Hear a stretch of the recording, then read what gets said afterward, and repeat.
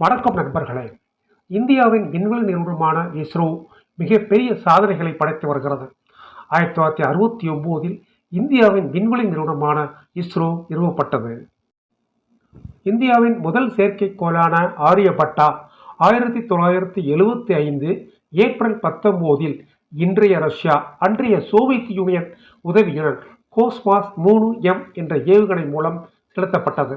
அதன்பின் பல சாதனைகளை படைத்தாலும் சில சறுக்கல்களை சந்தித்து அதிலிருந்து பாடம் கற்றுக்கொண்டு இன்று புதிய ராக்கெட்டுகள், வேற்று கிரகங்களுக்கு விண்கலங்கள் என தற்போது பல சாதனைகளை படைத்து வருகிறது இஸ்ரோ.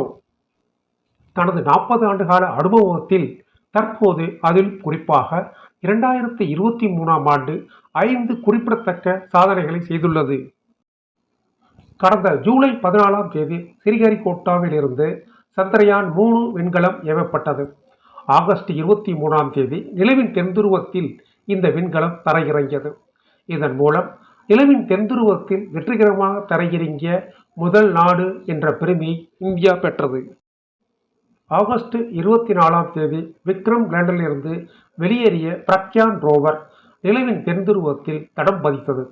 நிலவின் தென்துருவத்தில் சல்பர் உள்ளிட்ட பல்வேறு தனிமங்கள் இருப்பதை கண்டுபிடித்து முடிவுகளை பூமிக்கு அனுப்பியது. நிலவின் சந்திரயான் 3 விண்கலம் தரையிறங்கிய பகுதிக்கு சிவசக்தி என பெயரிடப்பட்டுள்ளது. சந்திரயானின் வெற்றிக்கு பிறகு அடுத்த அதிரடியாக சூரியனை ஆய்வு செய்வதற்காக கடந்த செப்டம்பர் 2ஆம் தேதி ஆதித்யா L1 விண்கலம் அனுப்பப்பட்டது. அந்த விண்கலம் வரும் 2024ஆம் ஆண்டு ஜனவரி 6ஆம் தேதி பூமியில் இருந்து 15 லட்சம் கிலோமீட்டர் தொலைவில் உள்ள லாங் ரேஞ்ச் புள்ளியை அடைந்து தனது ஆய்வை தொடங்க உள்ளது. தனது ஆய்வை தொடங்கியதும் சூரியனை பற்றிய புதிய புகைப்படங்கள், தகவல்களை அனுப்பத் தொடங்கும். இஸ்ரோ நிலா சூரியனை ஆய்வு செய்வதோடு வணிக ரீதியாகவும் சாதனை படைத்து வருகிறது.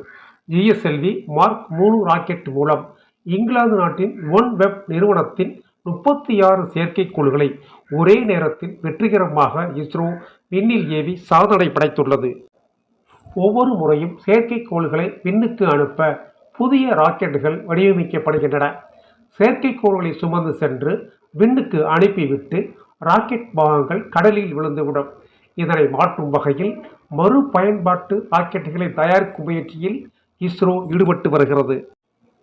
அந்த வகையில் கடந்த ஏப்ரல் 2ஆம் தேதி மறுபயன்பாட்டு ராக்கெட் பரிசோதனையை இஸ்ரோ மேற்கொண்டது. இந்த சோதனை வெற்றி பெற்றுள்ளதாக இஸ்ரோ தெரிவித்துள்ளது. இந்திய விண்வெளி நிறுவனமான இஸ்ரோவின் கனவு திட்டமாக ககன்யான் திட்டம் உள்ளது. மனிதர்களை விண்ணுக்கு அனுப்பும் ககன்யான் திட்டம் வரும் 2025ஆம் ஆண்டு செயல்படுத்தப்பட உள்ளது. கடந்த அக்டோபர் 22ஆம் தேதி ககன்யான் விண்கலத்தை சிறிய வகை ராக்கெட் மூலம் இஸ்ரோ ஏவியது.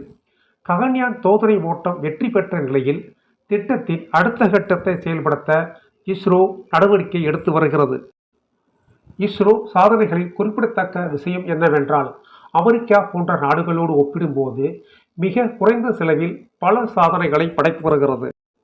2023இல் 5 சாதனைகளை படைத்த இஸ்ரோ 2024ஆம் ஆண்டும் 5 பிரம்மாண்டமான திட்டங்களை செயல்படுத்த திட்டமிட்டுள்ளது.